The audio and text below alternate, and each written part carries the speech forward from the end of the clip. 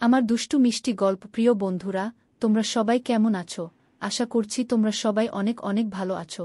তোমাদের মনকে আরও বেশি ভালো করার জন্য আমি সুমি দিদি চলে এসেছি নতুন একটি মজাদার গল্প নিয়ে। আজকের গল্পটি শুনলে তোমাদের দাঁড়িয়ে যাবে এবং তোমাদের পাইপ দিয়ে ঝরনার মতো জল বের হতে থাকবে। তাই দেরি না করে কানে হেডফোন পরে বসে পড়ো আজকের গল্পটি শোনার জন্য। তাহলে চলো আজকের গল্পটি শুরু করি। এই তুমি কম্বলের ভিতরে কেন? কেন মামি, আমি কি তোমার পর মানুষ? আমি কি তোমার বিছানায় ঘুমাতে পারি না? তুমি তো আমার মায়ের মতো। আর মায়ের সাথে থাকলে কি অপরাধ? আমি সেই কম বয়সী ছেলের কথা শুনে অবাক হলাম। আরে তাই বলে তুমি কম্বলের ভিতরে চলে আসবে? ছেলেটি বলল, মামি, আমার মা যদি বেঁচে থাকতো তাহলে কি আমাকে তাড়িয়ে দিত? মামি, আমার খুব শীত লাগছে, তাই আমি চলে আসলাম। গত বছর মায়ের সাথে থেকেছি, এখন আমার একা ঘুম আসে না।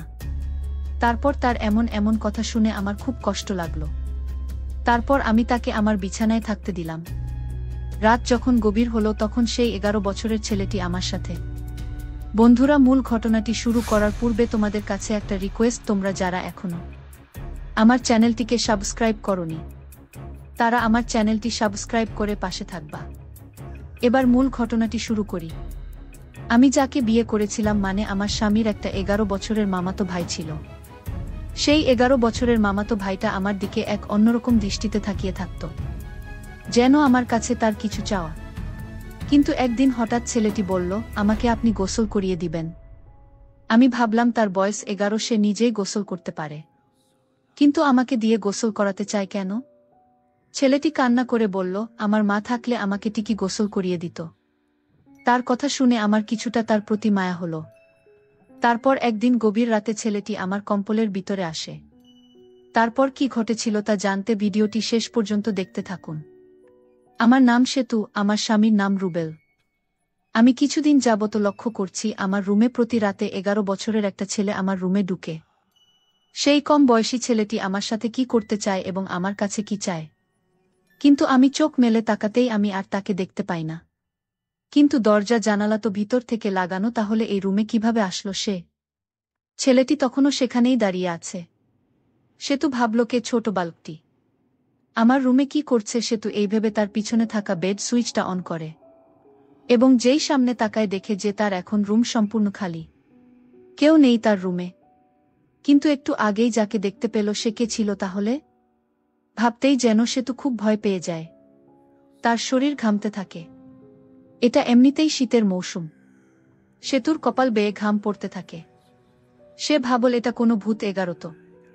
পাশের রুমেই তার বাবা মা ঘুমিয়ে আছে, চিৎকার দিলে হয়তো এখনই উঠে আসবে।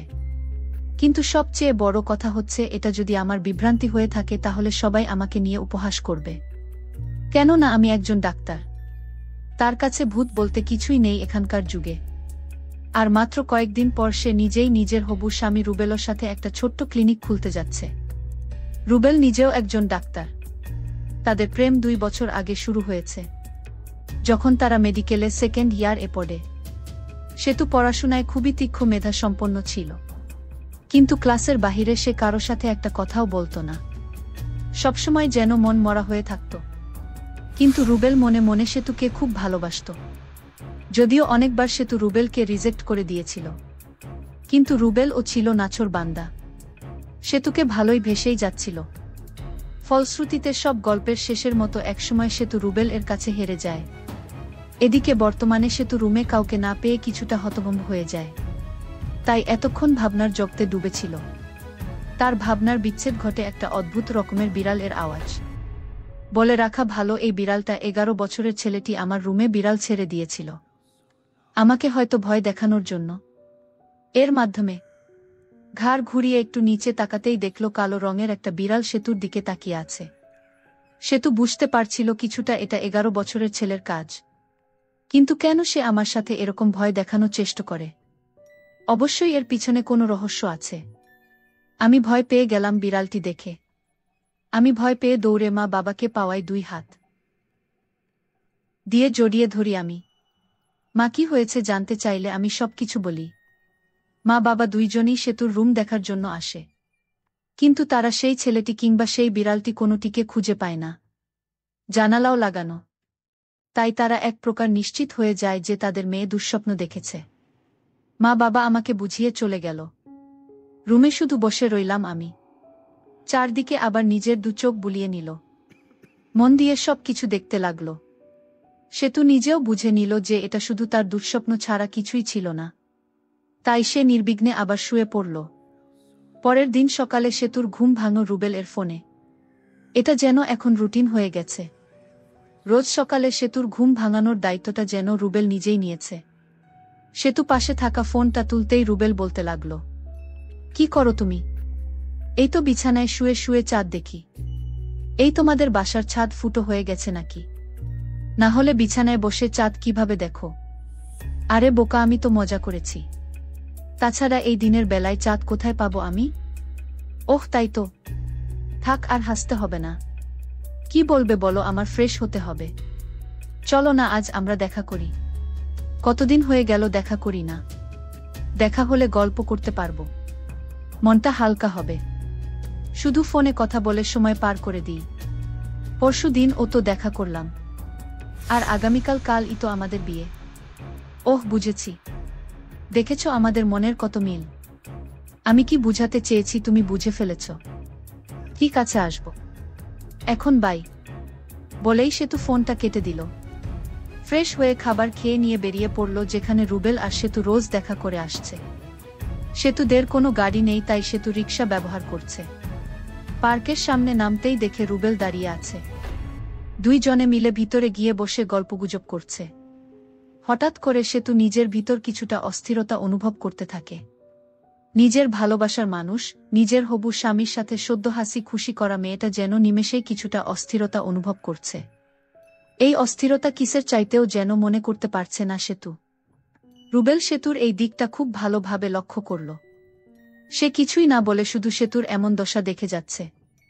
হঠাৎ একজন পথ ভিক্ষুক এসে রুবেল এর সামনে বলল, স্যার গো কয়ডা টাহা দেন, আজ 2 দিন ধইরা কিছু খাই না গে। রুবেল নিজের মানিব্যাগ থেকে 100 টাকার একটা নোট বের করে দেয়। কিন্তু এদিকে সেতু সামনে দাঁড়িয়ে থাকা এই লোকটিকে এক নজরে দেখেই যাচ্ছে। তার যেন চোখের পাতা পড়ছেই না, মনে হচ্ছে সেতু যেন এই লোকটিকে কত না দিন ধরে চিনে।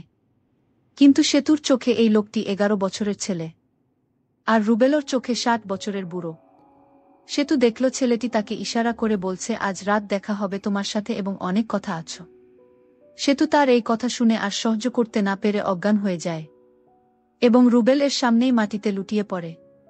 রুবেল ভাবল হয়তো সামনে দাঁড়িয়ে থাকা ভিক্ষুককে দেখে ভয় পেয়ে গেছে।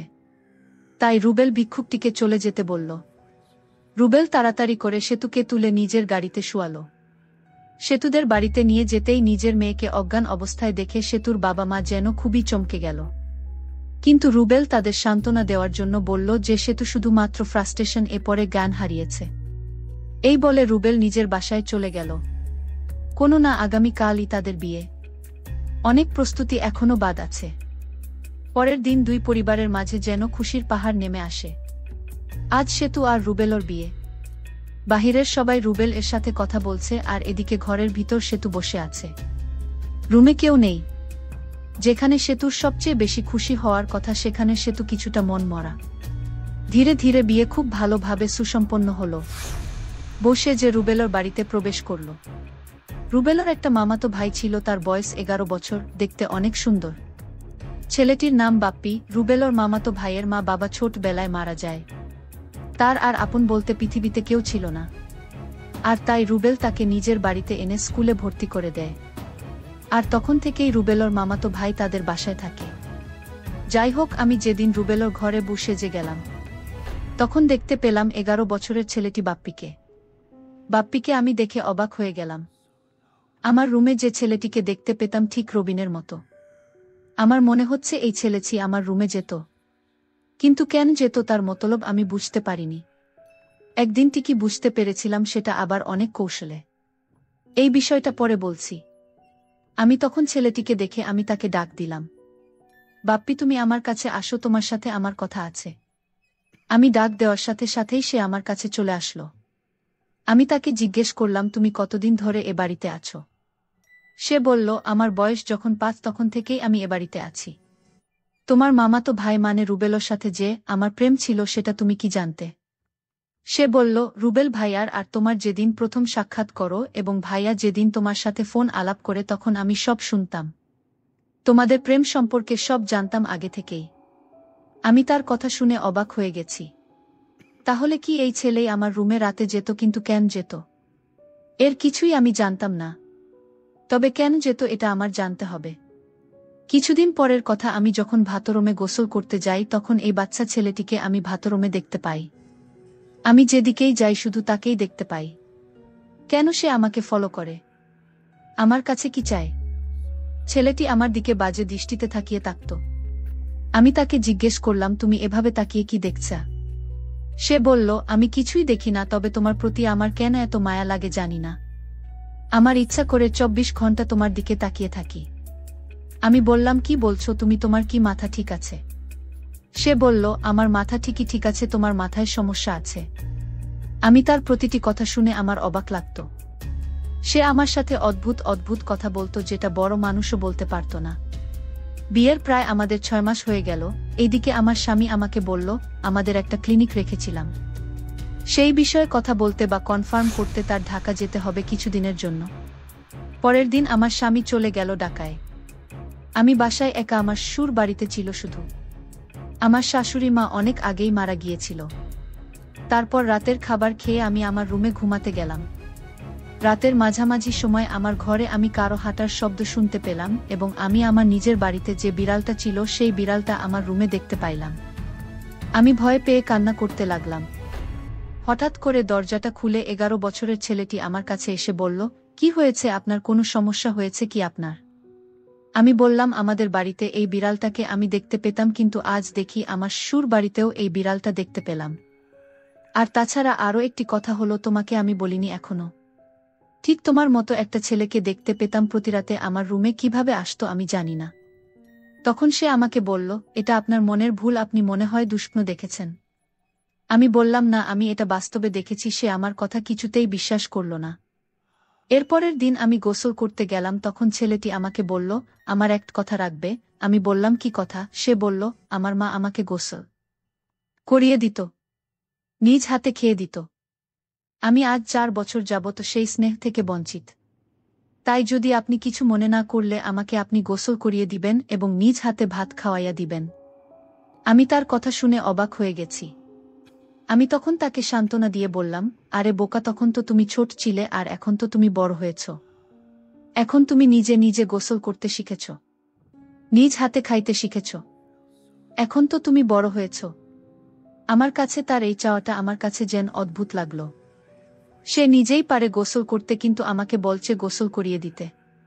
সে বলল, কোনো কিছু বলছো না যে আমি তাকে বলেছিলাম? আমি বলেছিলাম, তুমি আমার ছেলে না, আর তাই আমি তোমাকে গোসল করিয়ে দিতে পারবো না।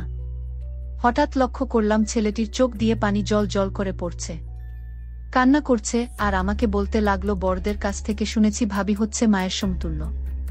তাহলে তুমি আমাকে কেন গোসল করাতে পারবে না আর নিজ হাতে ভাত খাওয়াতে পারবে না? আমি তার কথা শুনে বারবার অবাক হচ্ছি। বলে, কি ছেলেটা? আমি তাকে বলছি, ঠিক আছে, আমি তোমার সব কথা শুনব। তার আগে তোমার এক সত্যি কথা বলতে হবে। সে বলল, আমি কোনোদিন কারো সাথে মিথ্যা কথা বলিনি আর বলবো না। আপনি বলেন, কি বলবেন? তখন আমি তাকে জিজ্ঞেস করেছিলাম, আমার বাড়িতে রাতে তুমি কি আমার ঘরে এই বিড়ালটি ছেড়ে দিতে এবং তুমি কি আমার রুমে যেতে? তখন সে বলল, আমিই যেতাম। তার এই কথাটা শোনার পর আমার সারা শরীর ভয়ে কাঁপতে লাগল। মাত্র 11 বছরের ছেলেটি কিভাবে আমার রুমে গেল? আমি তাকে আবার জিজ্ঞেস করলাম, কেন যেতে আমাদের বাড়িতে? তখন সে বলল, আগে আমাকে গোসল করিয়ে দাও, তারপর বলছি। তার আগে আমি কিছুই বলবো না। তার একটাই কথা, তাকে গোসল করিয়ে দিতে হবে। আমি তাকে সন্দেহ করতে লাগলাম আর ভয়ও করতাম, কারণ তার যে কোনো উদ্দেশ্য আছে। আমি মনে মনে একটা সিদ্ধান্ত নিলাম তাকে পরীক্ষা করার জন্য। আমি তার মনের উদ্দেশ্যটা জানার জন্য আমি তাকে গোসল করাতে রাজি হলাম। আমি তাকে গোসল করাতে নিয়ে গেলাম। গোসল করার সময় সে কান্না করতে লাগলো আর বলতে লাগলো, আমার মা বেঁচে থাকলে হয়তো তোমার মতো এভাবেই গোসল করিয়ে দিত।